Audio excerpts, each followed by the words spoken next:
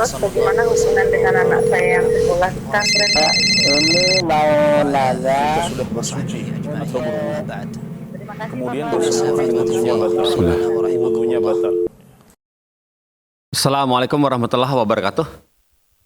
Alhamdulillah, hamdan katsiran tayyiban mubarakan fi kama yuhibbu rabbuna wa yarda. Asyhadu an la ilaha illallah wahdahu la syarikalah wa asyhadu anna Muhammadan abduhu wa rasuluhu, amma ba'd. Pemirsa Fatwa TV, senang sekali kita dapat berjumpa kembali pada sore hari ini, hari Selasa pada tanggal 7 Mei.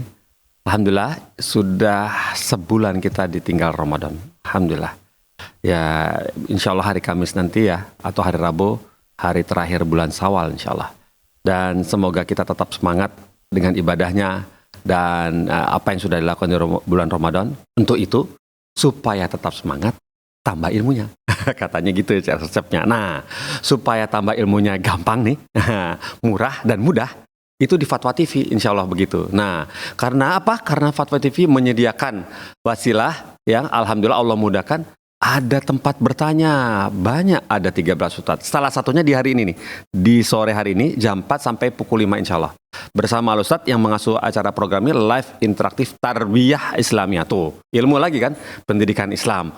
Bersama Al-Ustadz Nafi' Zainuddin Hafizahullah Ta'ala, dan posisi beliau jauh, datang-datang ke Fatwa itu. Bela-belain ke Fatwa itu jauh. Lewat kabel internet. Di Temanggung, Jawa Tengah. Tidak berpanjang lebar, tapi tunggu dulu. Bagi mereka yang ingin bertanya di program ini, kami tunggu banget ya teleponnya. Bagi kita bisa lihat nanti siapa yang bersungguh-sungguh dalam mencari ilmu, insya Allah. Beberapa penelpon setia sudah sering mampir loh. Nah, sekarang kami tunggu. Ada 2 line telepon kami sediain tuh, nggak tanggung-tanggung 2. Yang 021 yang interlokal ya, kode Jakarta 212323333. Itu telepon yang lama tuh. Ya kita pakai udah sekitar 3 tahunan tuh ya. Nah sekarang ada tambah lagi nih, belum sekitar 6 bulan kok, baru sekitar 3 bulan 4 bulan gitu ya. 0821 WhatsApp call ya, bukan teks.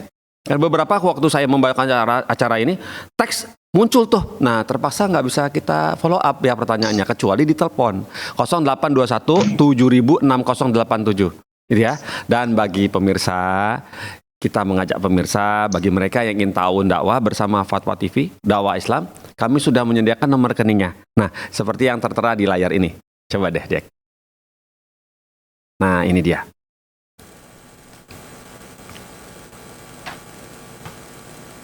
Nah, alhamdulillah ada nomor rekening di situ. Kemudian kita tunggu kabar baiknya ya. Barakallahu fiik. Ya, semoga Allah mudahkan. Dan sekarang kita sapa ustadznya ya. Assalamualaikum warahmatullahi wabarakatuh. Ustadz Nafi Zainuddin. Waalaikumsalam warahmatullahi wabarakatuh. Ahlan Mas Wongki. Apa kabar antum? Baik, alhamdulillah Ustaz. Kami di sini di studio baik-baik. Teman juga di studio baik-baik. Semua atau teman-teman yayasan di sini baik, lagi kumpul semua Ustaz. Lagi kumpul. Masya Allah. Ya, alhamdulillah barakallahu fiik. Dan atas karunia dari Allah kita bisa berkumpul di sini dan bertemu antum lagi. Ya. Banyak pemirsa udah kangen sama antum nih Ustaz. Lamun enggak baso nih. Kalau misalnya antum lagi di Mekah, kita nggak bisa video call ya, Ustaz. Nggak bisa ya, Ustaz. Video call nggak bisa, maka di blok ya, Ustaz. Betul ya. Oh gitu ya. Betul.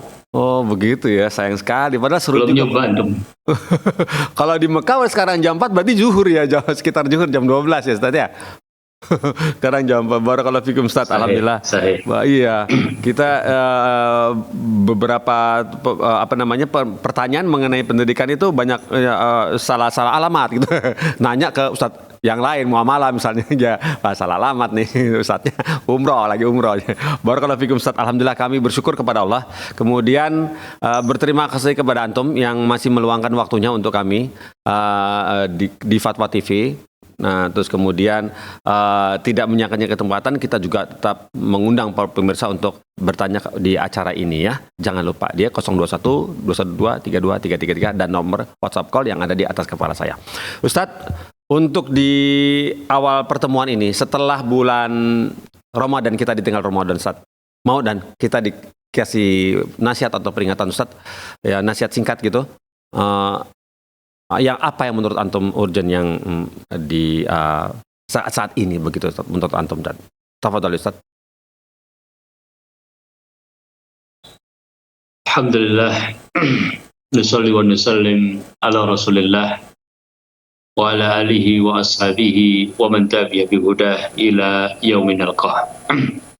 Kaum muslimin, kaum muslimat dimanapun Anda berada, kita bersyukur kepada Allah Subhanahu wa Ta'ala karena Allah Subhanahu wa Ta'ala telah memberikan kepada kita petunjuk melalui Rasulullah Sallallahu Alaihi Wasallam, yaitu al-Islam, yaitu sunnah.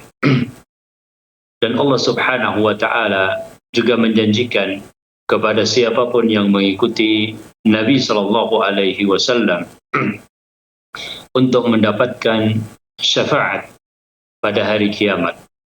Barang siapa yang pernah suatu hari dengan ikhlas mengucapkan La ilaha illallah di dunia ini, maka kemudian dia meninggal dalam keadaan muslim,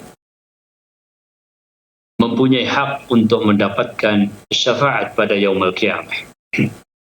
Berarti Allah Subhanahu wa Ta'ala dengan rahmatnya yang begitu luas memberikan pertolongan kepada umat manusia dan khususnya kepada kaum muslimin di dunia dan juga di akhirat. Maka demikian pula di antara sesama kita, di antara sesama kaum muslimin, di antara sesama al-mudarrisin, al-muallimin, di antara sesama ad-du'at, di antara sesama orang-orang yang menyeru kepada jalan Allah Subhanahu wa Ta'ala. Allah Ta'ala berfirman, wa ta'awanu 'alal birri wat taqwa wa la ta'awanu 'alal itsmi wal 'udwan. Dan tolong menolonglah kalian di dalam kebaikan dan ketakwaan, dan jangan tolong menolong di dalam dosa dan permusuhan. Dan ini adalah sifat yang harus ada pada mujtama' muslim, pada masyarakat muslim, yaitu mereka yang senantiasa tolong menolong di dalam kebaikan, mereka yang senantiasa nasihat menasihati, sebagaimana Rasul Sallallahu Alaihi Wasallam juga menyebutkan dalam hadisnya, ad-dinu an-nasihah, ad-dinu an-nasihah, ad-dinu an-nasihah. Tidak ada din kecuali di dalamnya ada nasihat. Nasihat di antara kita semuanya, dan di antara bentuk nasihat menasihati itu adalah meluruskan yang perlu diluruskan dan menguatkan sesama kaum muslimin, ya, dan berusaha untuk bersama-sama masuk ke dalam ridha Allah Subhanahu wa Ta'ala. Terkadang ada seorang yang perlu ditolong dengan hikmah. Terkadang ada seseorang yang perlu ditolong dengan targhib dan tarhib. Terkadang ada seorang yang perlu ditolong dengan mujadalah. Terkadang kita membutuhkan berbagai cara yang pada akhirnya adalah sampai kepada at-ta'awun 'alal birri wat taqwa. Sebagaimana Rasul Shallallahu Alaihi Wasallam juga menggambarkan betapa sifat tolong menolong ini ada di kalangan kaum muslimin, yaitu pada sebuah hadis, unsur akhaka zaliman au madluman. Tolonglah saudaramu, dia zalim atau dia terzalimi. Maka para sahabat kemudian bertanya kepada Nabi Shallallahu Alaihi Wasallam, bagaimana menolong orang yang zalim? Adapun orang yang terzalimi, maka jelas ya diperkuat supaya tidak lebih berat di dalam keadaannya, diperkuat supaya dia mendapatkan keadilan dan seterusnya. Tapi bagaimana dengan orang yang menzalimi? Ya. Maka Rasulullah Shallallahu Alaihi Wasallam menjelaskan kepada para sahabat, ya, cegahlah dia, ya, jangan sampai dia berbuat zalim. Oleh karenanya, jemaah yang dirahmati Allah, selama niat seorang muslim adalah menolong saudaranya agar tidak terjerumus ke dalam kejahatan, agar tidak terjerumus ke dalam kesesatan, ya, agar tidak terjerumus ke dalam akhirnya adalah siksa Allah Subhanahu wa Ta'ala, maka itu adalah niat yang baik. Kemudian setelah niat yang baik itu disertai dengan cara yang juga dituntunkan oleh Nabi kita Sallallahu Alaihi Wasallam, dan berbeda-beda antara satu orang dengan orang yang lainnya, ya, sebagaimana tadi saya katakan, karena kita mengambil hal tersebut dari firman Allah Subhanahu wa taala, ud'u ila sabili rabbika bil hikmati wal mau'izatil hasanati wajadilhum billati hiya ahsan. Ada orang yang dia mencari kebenaran, ya, maka cukup diberikan kepadanya informasi-informasi secara hikmah, ya. Ini adalah perkara halal, ini adalah perkara haram. Yang halal silahkan dilakukan, yang haram silahkan ditinggalkan. Ada orang yang perlu membutuhkan motivasi, membutuhkan peringatan, ya. Dan Rasulullah SAW diutus sebagai seorang yang mempunyai sifat basyiron dan juga nadhiron, ya, memberikan kabar gembira dan juga memberikan peringatan. Ada orang yang perlu dilakukan padanya mujadalah, atau menghilangkan subhat-subhat, atau menghilangkan hal-hal yang merupakan penyimpangan-penyimpangan, sehingga dia tidak terjerumus ke dalam kesalahan, ya, tidak terjerumus ke dalam kesalahan ilmu yang pada akhirnya akan terjerumus dalam kesalahan amal. Maka dua hal tersebut, jamaah yang dirahmati Allah, yang pertama adalah sihatun niyyah, yaitu benarnya niat di dalam menasihati, dan yang kedua adalah kebenaran di dalam cara menasihati.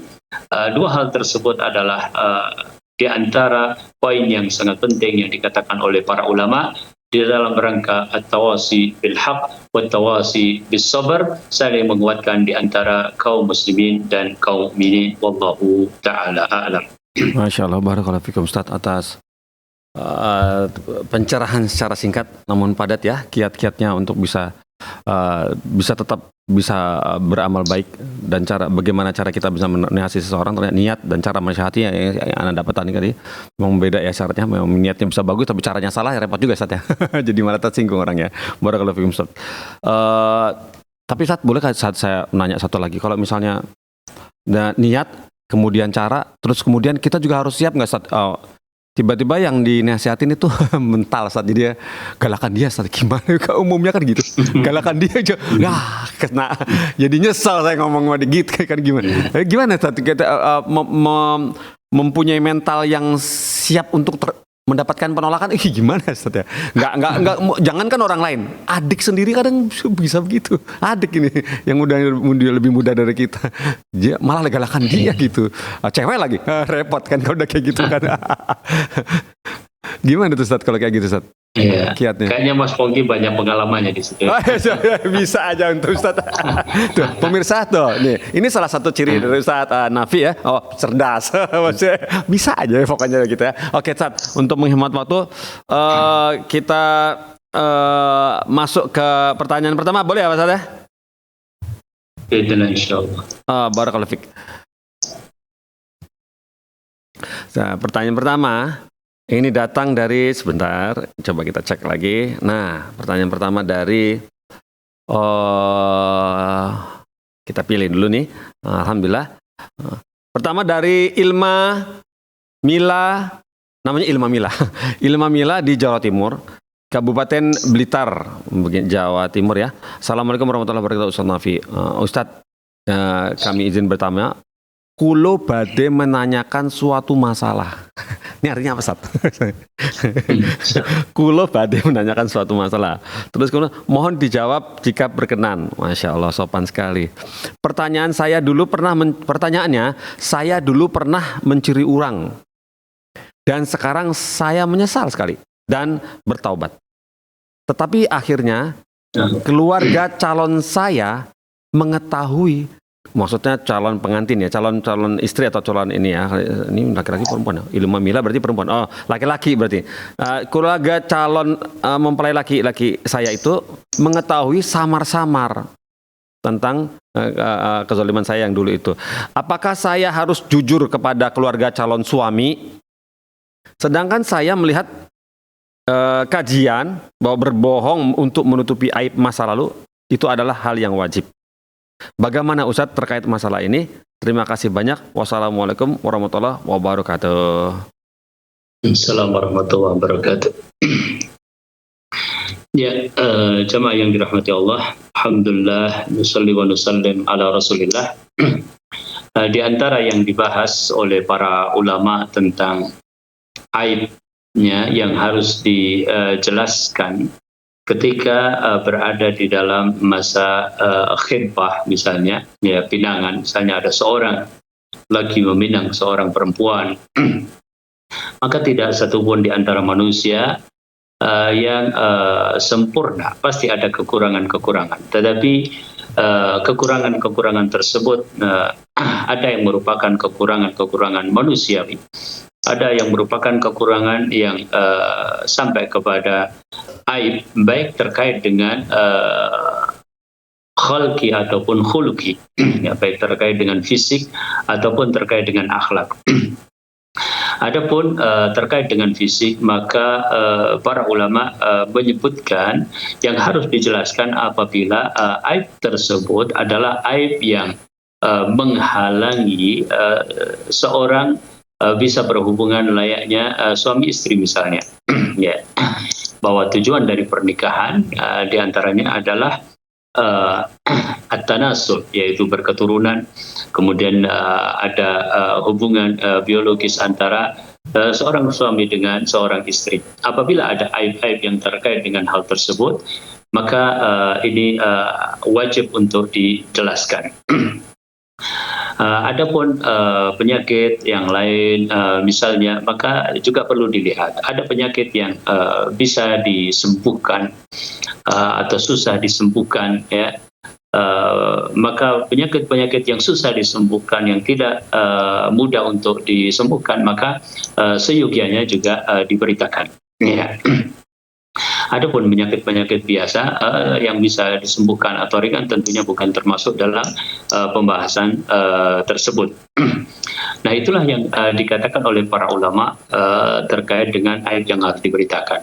Adapun terkait dengan khuluqi, perbuatan dosa, ya. Apalagi orang sudah bertaubat, seperti dikatakan, ya. Sebagian ulama membahas bahwa ada aib fisik yang juga berpengaruh nanti kepada fungsi tarbiyah, ya. Apakah seorang wanita misalnya kemudian nanti kesulitan mentarbiyah anak atau tidak dengan kekurangan tersebut, ya, maka itu juga diberitakan, ya. Namun kekurangan khuluqi yang sifatnya akhlak, apalagi seseorang sudah bertaubat, ya, sudah bertaubat, maka wallahu taala alam, maka tidak perlu untuk disampaikan, khususnya apabila seseorang juga sudah bertaubat, ya. Seandainya pun seorang ditanya, ya, misalnya ada seorang laki-laki bertanya kepada salah satu kerabatnya tentang akhlaknya, maka hendaknya kerabatnya memberitahukan sekedarnya dengan kalimat-kalimat yang umum, ya. Karena aib dia juga harus dijaga, ya. Sehingga apa yang dikatakan tadi wallahu taala alam tidak harus disampaikan, sekali lagi khususnya yang bersangkutan juga telah bertobat dalam masalah tersebut, kecuali wallahu ta'ala alam apabila memang mereka menanyakan, ya, mereka ada keraguan atau mereka dapat berita, ya, tadi dikatakan samar-samar kemudian mereka menanyakan, maka sebaiknya dikatakan dan bertawakal kepada Allah Subhanahu wa taala. Semoga Allah Subhanahu wa taala berikan kemudahan dan keberkahan dari niat ikhlas kita di dalam rangka mengawali sebuah pernikahan yang insya Allah diberkahi oleh Allah Subhanahu wa taala. Wallahu taala alam. Amin, masya Allah. Masya Allah, seperti itu. Jadi semoga aibnya ditutupi Allah, ya gitu Ustaz, ya. Gitu ya Ustaz, ya. Barakallahu fikum Ustaz. Alhamdulillah. Kemudian pertanyaan berikut ini datang dari Ahmad Fatoni di Jember. kemudian bertanya seperti ini. Assalamualaikum Ustaz Nafi, izin bertanya, apa perbedaan mukmin, muslim, dan muhsin? Nah, apakah pengertiannya perbedaan ini sama dengan Islam, iman, dan ihsan Ustaz? Mohon dijelaskan, jazakallahu khairan. Alhamdulillah, nusalli wa nusallim ala Rasulillah. Ya. 3 istilah ini tentunya sangat masyhur kita dengar dan kita baca dari hadis Jibril alaihi salatu wassalam tatkala datang kepada Nabi sallallahu alaihi wasallam dan bertanya tentang Islam, kemudian bertanya tentang iman, kemudian bertanya tentang ihsan. Ya. Dan dari hadis ini pula para ulama menyebutkan tentang maratib ad-din, yaitu martabat-martabat atau tingkatan di dalam agama Allah Subhanahu wa taala. Dimulai dari al-Islam, kemudian al-iman, kemudian yang tertinggi adalah al-ihsan. Ya. Namun terkadang ada penyebutan mukmin atau iman yang artinya adalah muslim atau Islam. Demikian juga ada penyebutan Islam, ya, atau muslim yang maksudnya adalah iman dan juga mukmin. Ya, oleh karenanya para ulama mengatakan bahwasanya Islam dan iman adalah 2 kalimat atau 2 lafaz. Ya. Ijtama'a iftaraqa wa idza iftaraqa ijtama'a. Apabila keduanya berkumpul, ya, maka mempunyai makna yang berbeda. Artinya ketika orang menyebut Islam dan iman, maka Islam ada pengertiannya, iman ada pengertiannya. Ya. Apabila kemudian iftaraqa, ya, disebut Islam, maka biasanya yang dimaksudkan ya adalah Islam dan iman. Demikian pula apabila disebutkan iman saja, maka yang dimaksudkan adalah iman dan juga Islam. Nah, kalau mau dibedakan, maka Islam itu terkait dengan al-a'mal al-zahirah, ya, yaitu amal-amal yang zahir, sebagaimana ditunjukkan dalam rukun Islam. Ya. Sedangkan iman itu adalah al-a'mal al-batinah, amalan-amalan yang batin, sebagaimana ditunjukkan di dalam rukun iman. Ya. Dan martabat yang pertama adalah martabat Islam, sebagaimana firman Allah Subhanahu wa taala ya di dalam ayat Al-Qur'an, kullam tu'minu walakin qulu aslamna walamma yadkhulul imanu fi qulubikum. Ya. Jadi ada orang-orang yang belum masuk hakikat iman, ya, hanya menampakkan amalan-amalan zahir, maka dikatakan bahwasanya janganlah kalian katakan ya bahwa kalian telah beriman, ya, sedangkan kalian berada di dalam tingkat al-Islam, ya, dan iman itu belum masuk benar di dalam lubuk hati kalian. Ya. Nah, dari situ maka menjadi jelas bagi kita bahwasanya kalau mau dibedakan, maka al-Islam adalah terkait dengan amal-amal yang zahir, adapun iman adalah terkait dengan amal-amal yang batin, ya, seperti keyakinan dan seterusnya. Adapun al-ihsan, maka itu adalah a'la maratib as-salat, ya, adalah yang paling tinggi dari 3 martabat tersebut. Ya. Rasulullah Shallallahu Alaihi Wasallam menyebutkan tentang al-ihsan ini, dan ihsan maksudnya juga ihsan kepada segala sesuatu, berbuat baik kepada segala sesuatu dan dalam segala hal. Ya. Dan ihsan di dalam ibadah kepada Allah Subhanahu wa taala adalah, ya, an ta'budallaha ka'annaka tarah fa in lam takun tarah fa innahu yarak. Ya. Maka Islam itu adalah kata benda, iman kata benda, Demikian juga dengan ihsan, ya, subjeknya adalah muslim, ya, mukmin dan juga muhsin dengan persamaan dan perbedaan yang telah kami sebutkan di muka. Wallahu taala a'lam. Masya Allah, barakallahu fikum Ustaz. Seperti itu Ustaz ya. Alhamdulillah. Seperti itu. Jadi memang bertingkat-tingkat ya. Masing-masing ada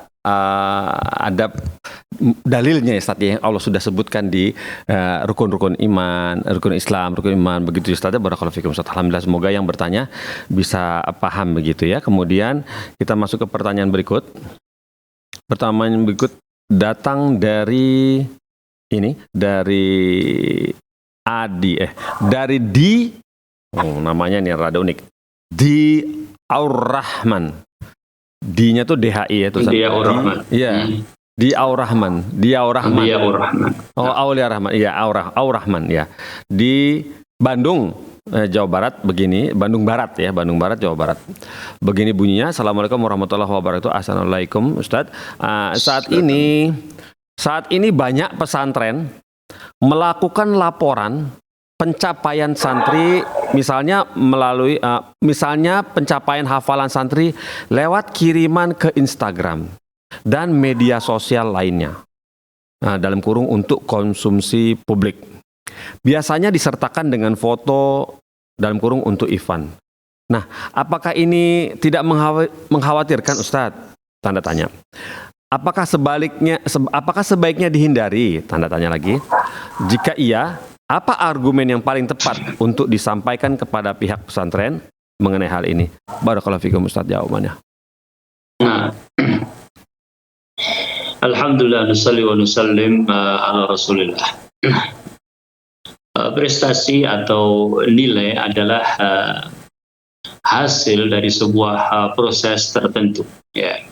Dan khususnya di lembaga pendidikan adalah bagian dari bentuk pertanggungjawaban, ya, dari lembaga kepada auliyautullah, yaitu kepada wali murid, ya. Ya, seorang yang belajar, ya, mengalami proses, kemudian di antara proses itu ada penilaian, maka sesungguhnya penilaian itu pada dasarnya adalah hak masing-masing tentu saja, ya.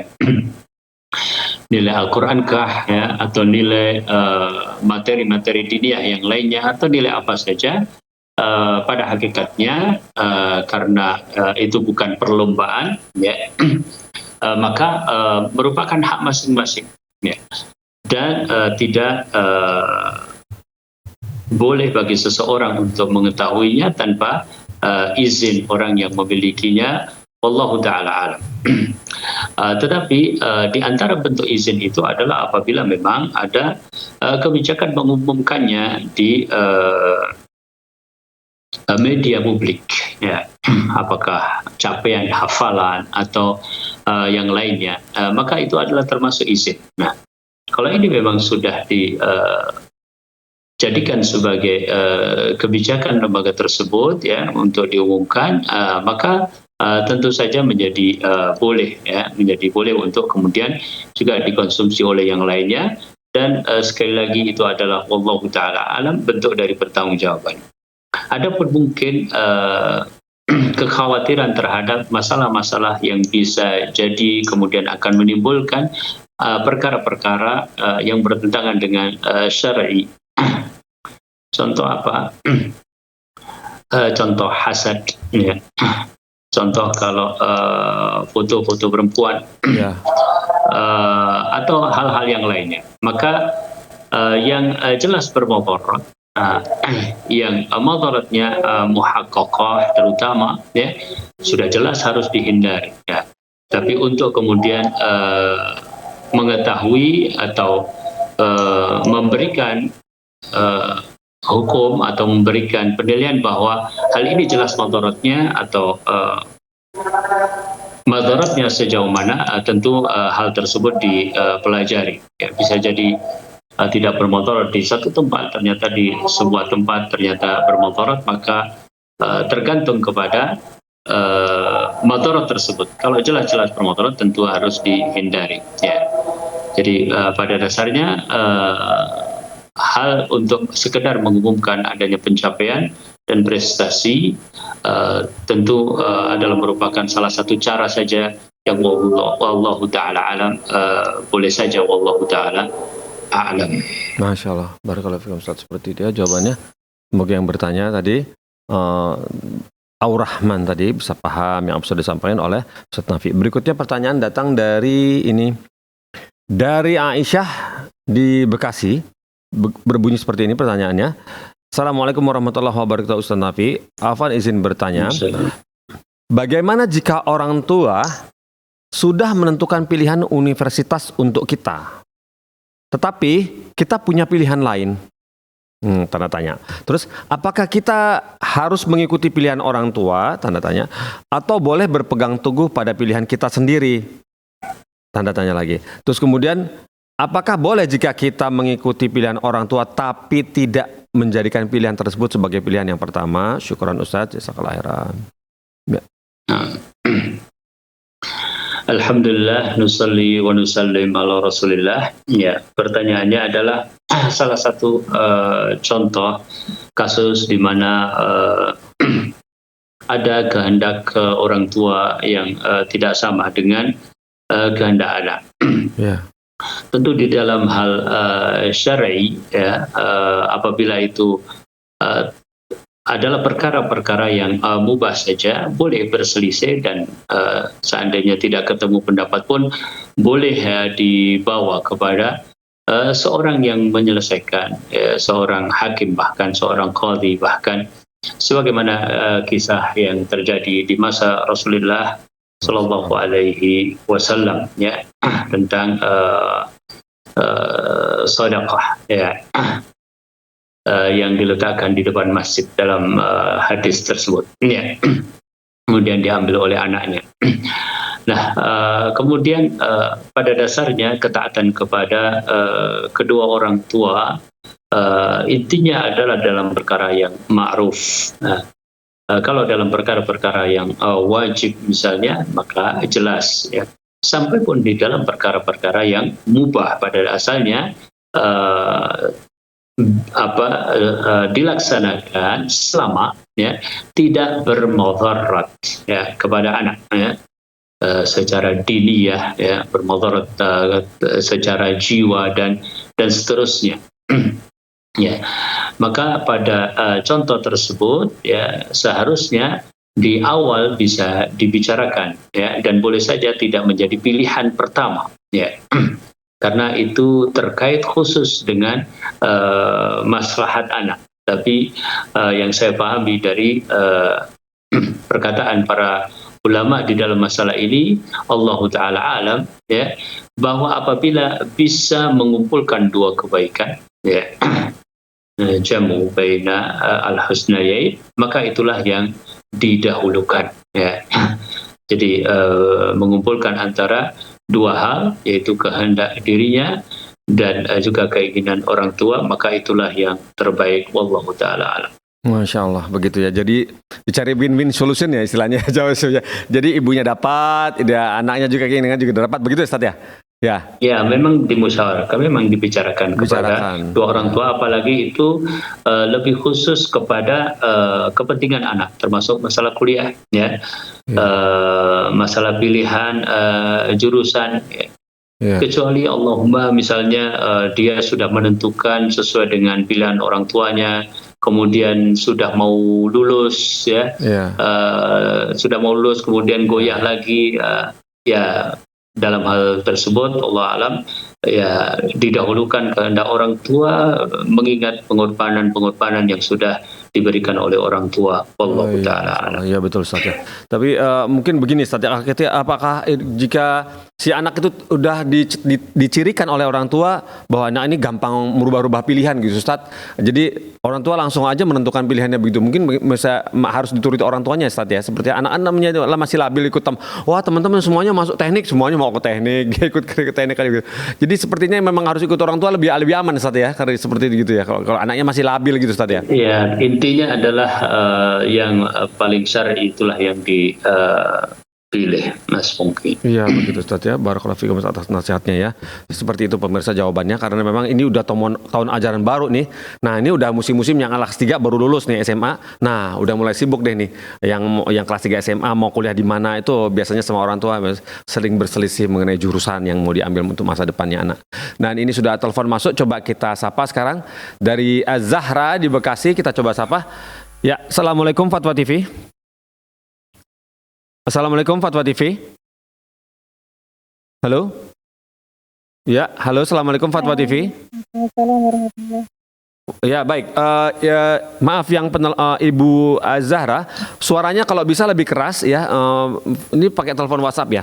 Bergeser ke sinyalnya yang lebih kuat, misalnya dekat jendela atau bagaimana supaya suaranya tidak terputus-putus. Lebih kuat ya, lebih lantang suaranya, Bu. Ya, silakan disampaikan pertanyaannya kepada Ustadz Nafi Zainuddin. Monggo.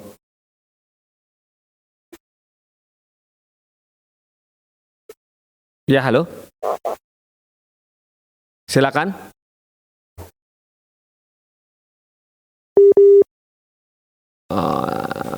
Menghubungkan ulang ya. Ayo, ya bagaimana? Assalamualaikum Fatwa TV. Oh terputus, sayang sekali, qadarullah. Untuk saudari atau Ibu Azhara kami tunggu teleponnya ya. Masih ada waktu insya Allah. Baik, kalau begitu kita masuk ke pertanyaan berikut. Pertanyaan berikut ini datang dari ini dia. Dari Ummu Aisyah di Jakarta Timur. Bertanya seperti ini. Assalamualaikum warahmatullahi wabarakatuh. Assalamualaikum Ustadz. Semoga Allah menjaga Ustadz dan keluarga. Dan anak izin bertanya Ustadz. Anak saya perempuan. Dan sudah balik. Anak saya perempuan dan sudah balik. Kemudian di sekolahnya akan mengadakan acara keakhwatan. Oh, keputrian maksudnya ya. Yang menginap di sebuah tempat. Di suatu tempat. Yang jaraknya kurang dari 50 km dari rumah kami. Oh, jauh juga ini. Kemudian, apakah menginap yang seperti tersebut, seperti ini, situasi ini, termasuk dengan safar? Apakah ini termasuk safar ya Ustadz? Kurang dari 50 meter. Bagaimana teman? Apakah tersambung teleponnya? Kita sambung telepon atau gimana? Nggak ada ya? Lanjut ya. Baik. Apakah menginap yang seperti ini, acara sekolah ini, termasuk safar ya Ustadz? Walaupun jaraknya belum lebih 85 km. Jasa khairan Ustadz atas jawabannya. Nah. Alhamdulillahirabbil alamin, wassalli wa nusallim ala Rasulillahil amin wa ba'd. Ya. Bagi seorang yang memegangi pendapat ya, jarak safar ya, kemudian belum sampai pada jarak safar ya, maka tentunya hukum-hukum yang terkait dengan itu tidak terkait. Ya. Ya. Terlihat nyambung Mas Pungki kok di tempat saya mati. Ya. Ustaz, lanjut karena suaranya masih kami dengar. Ya. Ya. Oh ya. Namun demikian. Ya. Ya. Namun demikian, wallahu taala alam. Ya. Mungkin hal-hal lain yang terkait dengan ikhtilat, karena tadi yang dipertanyakan adalah melakukan perjalanan ke satu tempat dan untuk kegiatan tertentu, ya menginap ya, maka tentang ikhtilat atau faktor keamanan dari fitnah yang lainnya mungkin itu yang dipertimbangkan, wallahu taala alam. Baik, seperti itu saja, dia harus dipertimbangkan kembali ya. Ya, baik. Mungkin pemirsa, kami mohon maaf ada sedikit kendala teknis mengenai video yang ditampilkan oleh Ustadz Nafi. Ustadz mungkin bisa diupayakan bagaimana agar tampak wajah antum. Nah, sudah tampak lagi. Alhamdulillah, barakallahu fiik. Ustadz, kita seperti itu ya jawaban Tarun kepada Ummu Aisyah ya, begitu ya, harus dipertimbangkan kali, apalagi 50 km. Kalau misalnya perjalanan berat, Ustadz, mungkin naik gunung gitu, mungkin itu sebuah safar juga. Bagaimana Ustadz? Karena kalau acara-acaranya mungkin bisa di balik gunung atau bagaimana, itu susah juga kan perjalanan, harus nyeberang lautan, jangan-jangan Pulau Seribu gitu kan, bahayanya tinggi Ustadz musim-musim seperti ini, musim hujan. Iya. Iya. Berikutnya ini perlu dipertimbangkan. Iya betul faktor-faktor betul. lain. Apalagi ini anak perempuan gitu ya. Jadi untuk bertahan perlu ada saudara laki-laki mungkin ya. Berikutnya pertanyaan berikutnya dari Ummu Fulanah di Sulawesi Tenggara, Kabupaten Konawe. Izin bertanya Ustadz, bagaimana cara meninggalkan? Wah ini dia nih. Ustadz, bagaimana cara meninggalkan film-film atau sinetron? Berat sekali rasanya meninggalkan sinetron. Syukron. Gitu Ustadz. Padahal Ustadz. Mas Pongki dulu seneng film-film, gimana ninggalinya Mas Pongki? Waduh gimana ya, saya juga lupa tuh. Ya, kalau secara Islam saya nggak bisa jawab. Soal secara adilnya saya belum bisa jawab. Susah ya. Ya. Alhamdulillah nusalli wa nusallim ala Rasulillah. Tentu yang dimaksudkan oleh penanya, wallahu taala alam, akhirnya adalah kiat-kiat untuk meninggalkannya. Ya. Dan zahirnya juga bahwa yang bersangkutan sudah berusaha untuk meninggalkan. Artinya dia mengetahui tentang hukum, mengetahui tentang madarat, ya, sehingga berusaha untuk meninggalkan, tetapi masih kesulitan. Ya. Yang pertama bahwasanya kita harus benar-benar berusaha untuk memahami hadis Nabi Sallallahu Alaihi Wasallam yang maknanya, ya, man taraka syai'an lillahi awwadallahu khairan minhu. Ya, barang siapa yang meninggalkan sesuatu karena Allah, maka Allah akan gantikan untuknya yang lebih baik. Ya. Jadi hal tersebut adalah merupakan nasihat dari Nabi Shallallahu Alaihi Wasallam. Ya. Tentu di antara makna hijrah adalah meninggalkan sesuatu yang tidak baik, ya, menuju sesuatu yang baik. Yeah. Dan ada rasa bagi seseorang untuk meninggalkan hal tersebut, ya, berat. Ya. Maka dengan mencamkan pada diri kita hadis tersebut bahwa pasti Allah Subhanahu wa taala gantikan kepada kita sesuatu yang lebih baik apabila kita meninggalkan sesuatu karena Allah Subhanahu wa taala, yeah, itu menjadi salah satu dorongan, ya, yang sangat kuat sebagai benar dan tanda bahwasanya kita memang ingin menjadi hamba-hamba Allah Subhanahu wa taala yang lebih baik dengan meninggalkan perkara-perkara yang tidak baik, ya, karena bercampur mungkin pada sebuah sinetron atau film-film itu banyak mungkarat, ya, perkara-perkara yang mungkar. Kemudian yang kedua, ya, bahwasanya untuk meninggalkan sesuatu, ya, kita memang perlu menetapkan tujuan tersebut dan berusaha untuk komitmen terhadap tujuan tersebut, ya, bahwa seseorang ingin mencapai sesuatu yang dia yakini lebih baik, ada pengorbanan yang harus dia lakukan, ya. Adapun sifat dari film atau sinetron, ya, seakan-akan adalah merupakan bagian dari sesuatu yang memang susah ditinggalkan.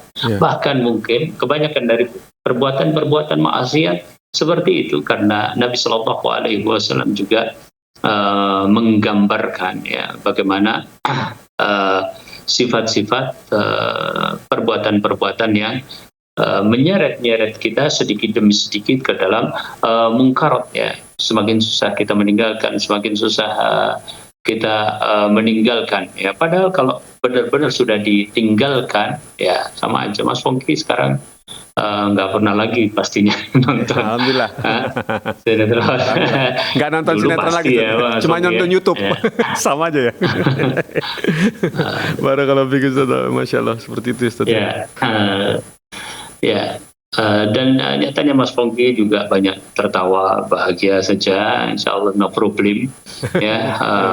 Bahkan kemudian kegiatannya produktif mungkin, ya, produktif dengan digantikan pada kegiatan-kegiatan lain yang lebih positif. Ya.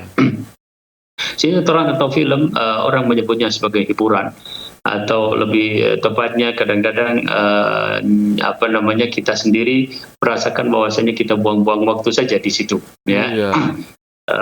Ya. Jadi dengan ditinggalkan ternyata banyak perkara-perkara lain, perkara-perkara positif, ya, perkara-perkara yang lebih bermanfaat kita bisa hasilkan. Ya. Tapi orang menghabiskan waktunya di film atau sinetron yang dalam hal ini, ya, yang tidak memberikan manfaat, ya. Sama seperti kita kadang-kadang larut, ya, dalam menggunakan HP tadi kata Mas Pongki, ya. Berjam-jam, ya, hanya bolak-balik tentang perkara-perkara yang tidak bermanfaat. Tapi mungkin short video tapi tentang nasihat, atau video tentang hal-hal yang bermanfaat, kita merasakan bahwa itu lebih bermanfaat, ya. Ya, jadi yang tadi saya katakan adalah bagaimana kita benar-benar menetapkan tujuan bahwa untuk mendapatkan sesuatu yang lebih baik itu kita butuh adanya pengorbanan. Kemudian yang berikutnya memang perlu memberikan ganti dari waktu-waktu yang digunakan untuk hal tersebut, ya, yaitu ganti kegiatan secara nyata, ya, bahwa itu adalah kegiatan yang sudah jelas jadwalnya, kan namanya sinetron kan jelas jadwalnya, ya, setiap hari apa, jam berapa, ya. Ya, maka di waktu tersebut, ya, di hari tersebut sudah harus ada kegiatan pengganti yang juga jelas, ya. Kalau tidak, ya balik-balik lagi ke situ, ya. Namun kalau sudah ada kegiatan pengganti yang jelas, maka perkaranya tadi saja hanya mau kemana. Maka ketika kita nanti sudah mulai terbiasa dengan kegiatan kita yang baru, ya, dengan kegiatan yang sudah kita tentukan sebagai kegiatan pengganti, maka disitulah kita merasakan bahwa tadinya biasa-biasa saja, meninggalkan sinetron, meninggalkan film, nggak ada masalah gitu, malah insya Allah ada manfaatnya yang lebih banyak. Kemudian yang terakhir barangkali ini termasuk hal yang bisa digunakan untuk membantu kita bisa berterus terang kepada mungkin sahabat-sahabat kita, ya, atau orang-orang yang kita anggap dekat, bahwa kita sedang punya program tersebut, sehingga mereka bisa membantu, memotivasi dan sebagainya, ya. Bahwa saya sedang punya program untuk meninggalkan sinetron, saya sedang punya program untuk meninggalkan film, tolong bantu saja. Mereka insya Allah akan dengan senang hati bisa memberikan kegiatan-kegiatan alternatif, ya, mengajak kepada hal-hal lain yang kemudian membantu program tersebut. Terakhir ingin saya katakan tadi bahwasanya jika kita berpedoman pada perkara yang awal saya katakan, man taraka syai'an lillahi awadallahu khairan minhu, maka tentu itu lebih utama. Ada seorang bercerita ketika dia ingin meninggalkan rokok, dia mendengarkan dari Ustadz fulan, ya, tentang madarat, tentang bahaya dari rokok. Kemudian dia mendengarkan dari Ustadz Fulan tentang pertimbangan-pertimbangan lain, termasuk pertimbangan ekonomis dan sebagainya. Tapi dia belum berhenti juga sampai dia mendengar ada Ustadz yang mengatakan haram tinggalkan, malah dia bisa meninggalkan. Jadi semoga hal tersebut juga menambah tekad kita untuk bisa lebih baik. Wallahu ta'ala a'lam. Insyaallah barakallahu fikum Ustaz, seperti itu ya nasihat antum. Untuk siapa tadi, Ummu Fulana di Sulawesi Tenggara yang berat meninggalkan sinetron. Semoga Allah berikan taufik, ya, biar bisa dengan mudah meninggalkan sinetron atau kebiasaan yang tidak membawa manfaat bagi agamanya. Berikutnya Ustaz, pertanyaan datang dari Rashif Ainur Rashid di Bandung, Jawa Barat, begini. Berbunyi, Assalamualaikum, semoga Allah senantiasa menjaga Ustadz dan tim. Saya ingin belajar agama Ustadz secara totalitas di Mahat. Namun orang tua menginginkan saya untuk menyelesaikan kuliah di universitas di mana saya belajar sekarang, dalam kurung UI. Masya Allah. Kemudian, namun lingkungan tempat saya belajar sangat tidak mendukung. Sehingga membuat saya beberapa kali futur. Nah, jika saya lihat kondisi saya sekarang, keinginan dan keseriusan saya untuk belajar agama mulai menciut. Nah, pertanyaannya Ustadz, apa yang harus dilakukan oleh saya dan nasihat untuk kami? Barakallahu fikum Ustadz. Ya. Ya. Alhamdulillah, nusalli wa nusallim ala Rasulillah. Wallahu taala alam. Ya. Halo, ya, silakan Ustadz. Ya. Oh ya, videonya. Ya. Sebentar ya pemirsa. Ya. Siap, sedang diatur.